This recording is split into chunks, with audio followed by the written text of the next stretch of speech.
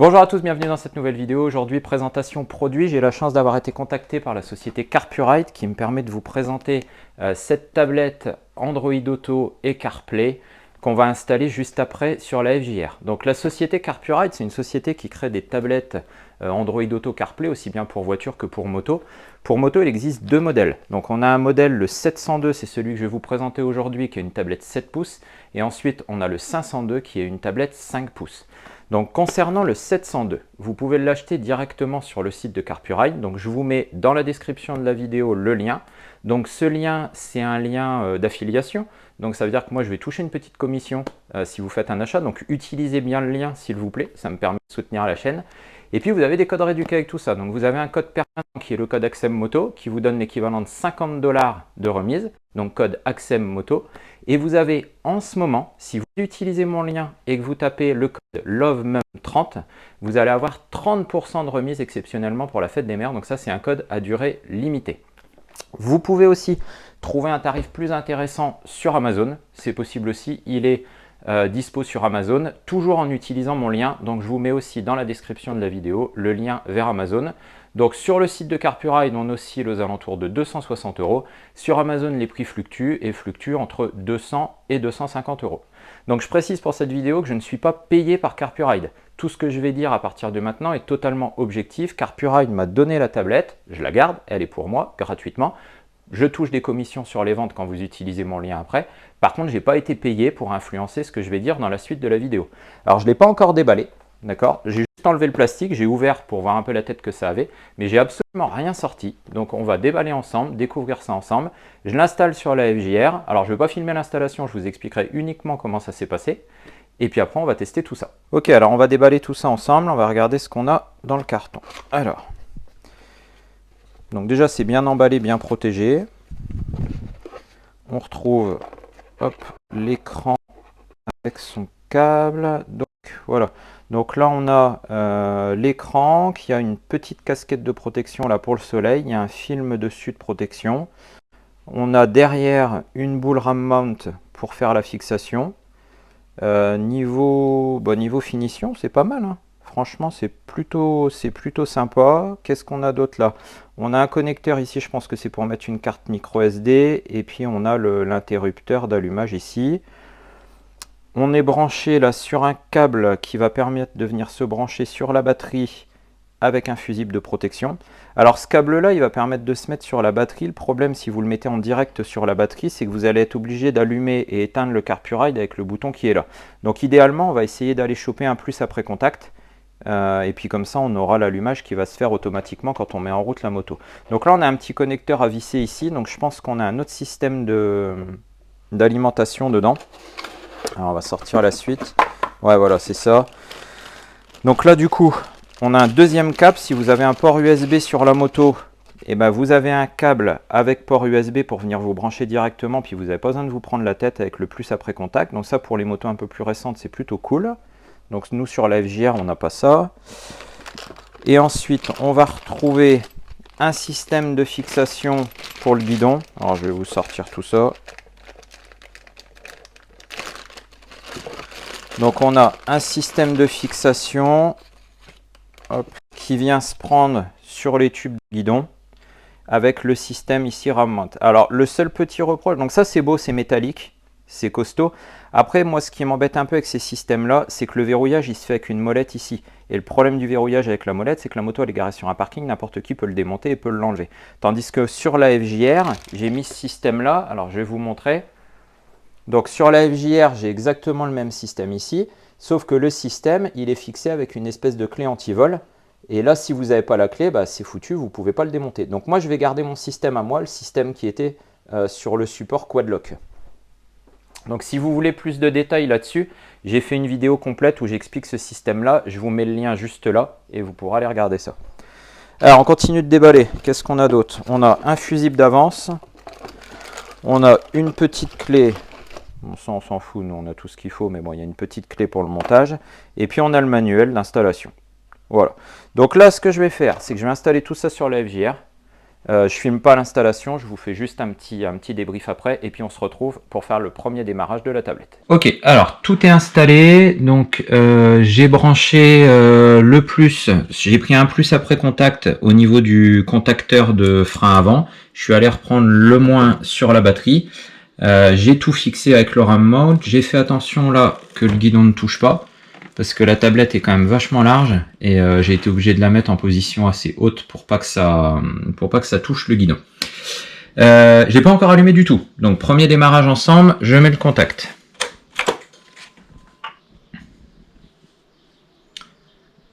Alors ça démarre.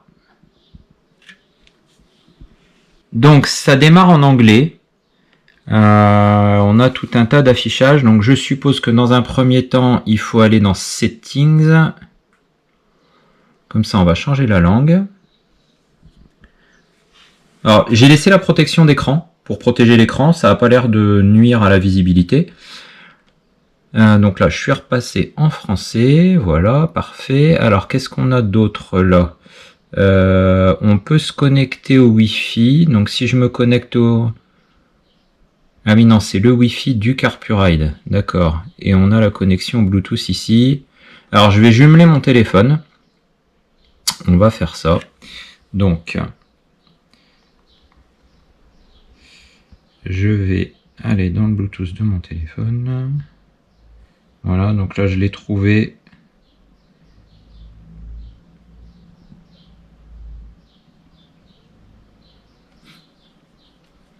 Alors voilà, il me met un code de jumelage.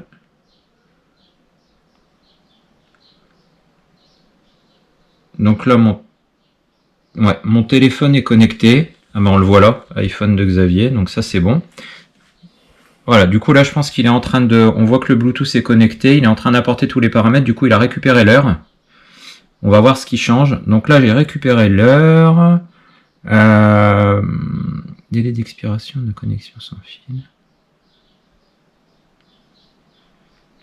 C'est passé en français. Alors, qu'est-ce qu'on a dans tout ça? Donc, on a accès au téléphone. Alors ça, je sais pas ce que c'est là, le délai. Ah, c'est parce que je l'avais pas activé sur mon téléphone. D'accord.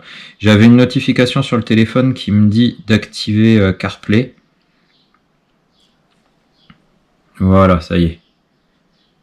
Donc là, on a CarPlay qui a démarré. Donc on retrouve l'heure, on retrouve le niveau de batterie du téléphone, on voit le niveau et on voit que je suis en 4G. On retrouve les icônes de Maps, de la musique, des messages sur le côté.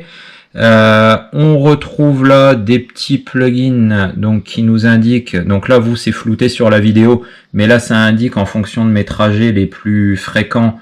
Il me propose directement le trajet que j'aurais fait aujourd'hui. Et puis là, on va retrouver la musique. Donc on peut connecter le CarPurRide aussi sur l'intercom de votre casque. Ça vous permet d'avoir la musique, d'avoir les appels, d'avoir les messages. Donc si je clique sur les applis, qu'est-ce qu'on va retrouver? On retrouve vraiment exactement la même chose, c'est vraiment CarPlay.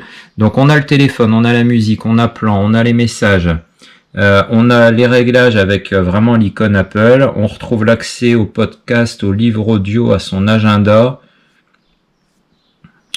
On a Google Maps, on a Waze, on a même WhatsApp, on a des tonnes de choses, c'est vachement bien. Et j'aimerais bien savoir un peu dans les réglages, ah ben voilà, ce qu'on peut paramétrer. Donc là, vous pouvez régler des modes de concentration pour la conduite, l'annonce des messages, on peut changer les fonds d'écran, on peut configurer Siri. Il n'y a rien de plus. Là, on a des boutons sur les côtés, donc là, il nous met dans Maps directement. C'est assez rapide, hein. C'est franchement assez rapide. Donc ça, c'est plutôt cool. Si je lance Waze, ça fait quoi? Ouais, ça va super vite. Ça va super vite. Donc si je fais un essai de trajet, donc on va prendre une adresse au pif. Hop, donc là j'ai lancé une navigation. Ouais, c'est super rapide. Donc la navigation c'est très rapide, hein. Alors moi j'ai flouté l'écran, hein, évidemment, vous vous doutez bien. Donc il va falloir me faire confiance sur ce que je vous dis. De toute façon, on va rouler après et puis on verra ce que ça donne. Quand on est en navigation et qu'on revient sur l'écran d'accueil, il a remplacé la map d'Apple par Waze sur l'écran au départ. Donc ça, c'est plutôt sympa. Alors, on va juste faire un essai d'éteindre et rallumer. Comme ça, on va voir à quelle vitesse le CarPurRide redémarre. Donc là, je coupe le contact, ça le coupe instantanément. Je remets le contact.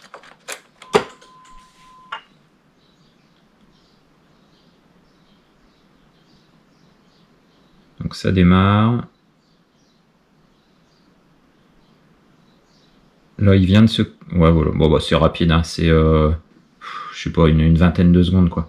Une vingtaine de secondes, et puis et c'est connecté, et on est prêt à démarrer. Donc voilà, donc ça, c'est plutôt cool. Maintenant, on va aller le tester en roulant. Donc, on va aller rouler, on va tester un peu Waze, on va voir ce que ça donne. On va tester un peu l'utilisation avec des gants. Donc, je vous retrouve tout de suite sur la route. Alors, on se retrouve au guidon de la FJR.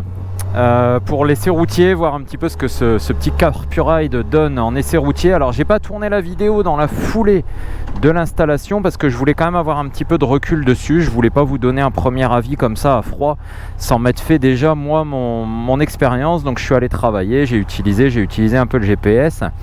Globalement pour l'instant c'est très très positif. Sincèrement les deux seules petites galères que j'ai eues. Alors j'ai eu une petite galère de connexion pour le téléphone et l'intercom du casque pour réussir à avoir parfaitement le son dans le casque et que ça fonctionne bien. J'ai fait plusieurs essais et là j'ai trouvé, donc je vais vous expliquer après, je vais m'arrêter puis je vais vous expliquer un petit peu la manip que j'ai utilisée.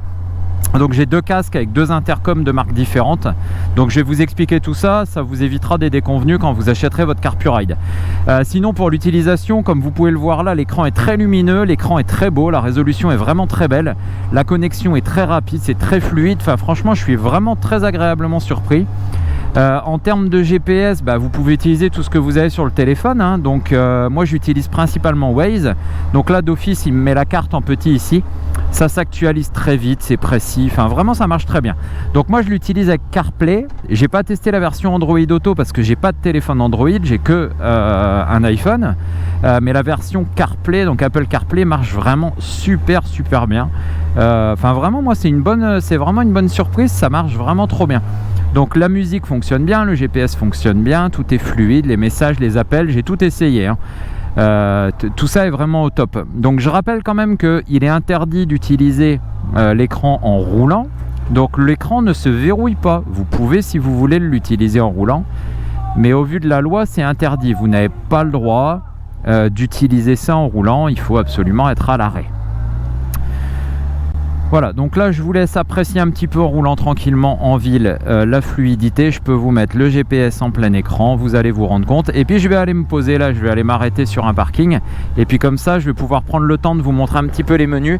Et puis surtout de vous expliquer comment est-ce que j'ai fait pour la connexion avec le téléphone et le casque, parce que ça a été la seule petite difficulté. Je vous ai dit tout à l'heure que j'avais eu deux petites difficultés, oui, la deuxième c'est arrivé qu'une seule fois, j'ai eu un petit bug à un moment, l'écran s'est mis à afficher plein de trucs bizarres, je sais pas ce qui s'est passé, donc je l'ai tout simplement éteint et rallumé, c'est rentré dans l'ordre tout de suite, et franchement ça n'est arrivé qu'une fois, tout le reste du temps ça va très bien, et la connexion est plutôt stable et rapide. Donc je m'en vais me garer sur un parking et je vous explique tout ça. Voilà, donc je suis garé, je suis posé au calme, on va pouvoir regarder tout ça en détail. Donc quand je vous disais déjà que la fluidité est bonne, vous voyez que là, je passe en plein écran sur Waze, je reviens sur l'écran d'accueil, je fais défiler, franchement c'est plutôt pas mal. Vous voyez que là je le fais avec les gants, donc ça fonctionne super bien avec les gants. Alors évidemment il faut avoir des gants avec l'embout prévu pour le tactile, hein. Bien évidemment, sinon ça ne fonctionnera pas.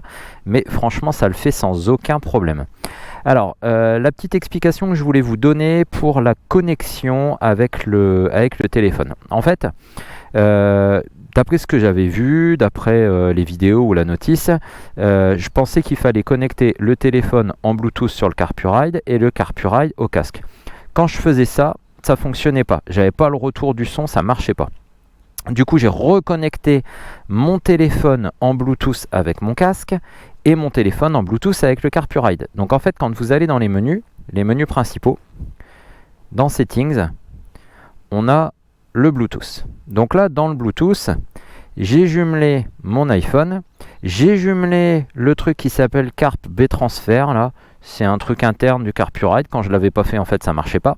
Vous voyez que j'ai la petite icône Bluetooth qui est là, est au vert. J'ai connecté le Wi-Fi, c'est-à-dire que mon iPhone il est connecté en Wi-Fi sur le CarPurRide. Et après, c'est ça qui en fait a tout débloqué. Je suis allé dans Audio Output et ici en fait vous avez TransBT ou iPlay Auto. Et en fait j'étais sur TransBT et je pense que c'est pour ça que ça marchait pas. Je suis passé sur iPlay Auto et depuis que je suis passé sur iPlay Auto, j'ai plus aucun problème. Donc le téléphone connecté en Bluetooth sur le casque, le téléphone connecté sur le CarPurRide en Bluetooth et en Wi-Fi, et là il n'y a plus aucun problème, tout fonctionne parfaitement. Donc là quand je fais ça, je peux aller dans musique, j'ai ma musique qui marche nickel. Je peux aller dans mon GPS, j'ai le retour du GPS. Je peux passer des appels avec mon téléphone, ça marche impec. J'ai la reconnaissance audio, donc je peux lui dicter des commandes, ça marche impeccable aussi. Donc franchement, ça c'est vraiment top. Là vous voyez que je retrouve, alors toutes les applications ne sont pas compatibles, mais les applications principales qui nous intéressent le sont, hein, donc Google Maps, Waze, plan d'Apple, on a les messages, on a les podcasts, on a la musique, le téléphone. C'est ça qui est vraiment le plus utile. L'écran qui est ici, lui, il va se mettre à jour tout seul en fait. En fonction des dernières applis que vous avez utilisées, alors il va toujours laisser le GPS ici, et puis là il va switcher en fonction des applis que vous avez utilisées. Donc des fois il va vous mettre votre agenda, des fois il va vous mettre là le petit écran avec la musique, enfin voilà, ça s'actualise automatiquement. Je suis pas allé encore fouiller dans les paramètres pour voir si on pouvait changer la config, je pense qu'il est peut-être possible de le faire.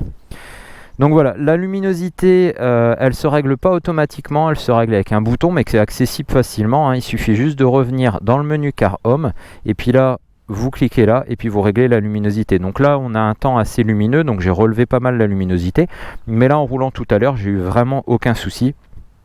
Je voyais très très bien. Et vous voyez que le switch entre Car Home, qui est l'application CarPurRide pour faire les réglages, et Apple CarPlay, elle se fait très très vite et elle se fait très très facilement, ça pose vraiment aucun problème.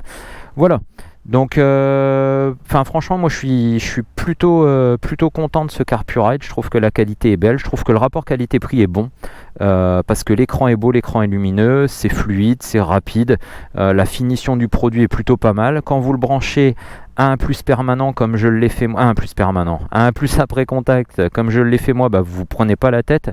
J'éteins la moto, le CarPurRide s'éteint, je rallume la moto, le CarPurRide s'allume, il se connecte automatiquement à mon iPhone et puis ça roule nickel. Il est IP67, donc IP67, il est à une très bonne résistance à l'eau et à la poussière, donc vous pouvez rouler sous la pluie sans aucun problème, vous pouvez laver la moto au Karcher avec le CarPurRide dessus sans aucun problème, ça marche à la perfection. Donc là ce que je vous propose pour conclure cette vidéo, c'est de reprendre la route, comme ça vous pourrez voir encore un petit peu la fluidité, et puis on va faire la conclusion en roulant. Voilà, j'ai repris la route, on va conclure avec cette vidéo. Donc conclusion, moi je suis vraiment très emballé par ce produit. Donc là je l'ai eu, CarPurRide me l'a envoyé, je l'ai installé pour le test sur la FJR, mais sincèrement je vais le laisser. J'avais installé tout un système avec mon iPhone, avec un quadlock, j'ai fait une vidéo là-dessus, vous pourrez regarder, avec un système de recharge sans fil et tout. Mais ça c'est carrément mieux quoi, parce que j'ai CarPlay dessus, j'ai le téléphone qui reste dans la poche, j'ai un écran qui est beaucoup plus grand. Tout se gère vraiment beaucoup mieux, donc je vais le laisser, j'adore, je signe. Donc si vous voulez acheter le CarPurRide, je vous mets dans la description de la vidéo tous les liens. Donc je vous mets un lien qui vous emmène directement sur le site de CarPurRide, et à partir de ce lien vous pourrez utiliser mon code réduc AXEMMOTO qui vous donne l'équivalent de 50 $ de remise. Donc en fonction du cours, 50 $ ça fait entre 45 et 50 €. Je vous mets aussi un lien vers Amazon. Alors à vous de comparer. Des fois il est moins cher sur Amazon, des fois il est moins cher sur le site de CarPurRide. Donc à vous de comparer et puis de choisir la solution qui est la meilleure pour vous. Si vous utilisez le lien vers Amazon, alors les deux liens, que ce soit le lien CarPurRide ou le lien Amazon, c'est des liens qui moi me donnent une petite commission en échange du travail que j'ai fait. Donc c'est super cool de votre part, pour vous ça change rien. Et c'est super cool de votre part d'utiliser les liens, parce que moi ça me permet de toucher une petite commission, et puis voilà, ça participe à mes revenus, et puis ça participe à tous les projets que je peux faire pour la chaîne. Donc merci à vous.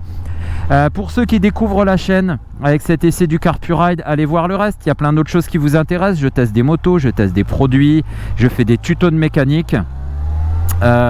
Vous pouvez aussi, si vous le souhaitez, que vous aimez ce que je fais, rejoindre la chaîne avec le bouton rejoindre sur YouTube, souscrire à un tout petit abonnement de 99 centimes par mois. Ce petit abonnement permet de soutenir la chaîne, de financer la chaîne, et il permet aussi de vous donner l'accès à un Discord privé avec des serveurs privés sur lesquels je suis connecté tous les jours et sur lesquels je vous apporte mon aide pour entretenir votre moto. Je vais vous aider quand vous avez des problèmes, je vais vous partager des données techniques que j'ai avec des coupes de serrage, avec tout ce que vous voulez. Je peux vous donner des petits conseils, des petits trucs pour équiper votre atelier. Donc voilà, c'est une belle communauté d'échange. L'abonnement coûte quasiment rien. Quand vous faites ça, vous ne dépensez que 99 centimes par mois, donc vous dans votre budget ça se sent quasi pas, et ben moi si vous êtes plusieurs à faire ça, ça m'aide énormément et je vous en remercie grandement. Je vous invite aussi à vous abonner sur Instagram, un compte Instagram sur lequel je partage pas mal de choses, pas mal de contenu, du contenu un peu plus exclusif que ce qu'on trouve sur YouTube, avec parfois du contenu un petit peu plus personnel, donc venez nous rejoindre aussi sur Instagram. Je remercie encore Carpuride de me faire confiance et de m'avoir contacté pour tourner cette vidéo et d'être en partenariat avec moi. Et je vous dis à très bientôt sur la chaîne. Salut!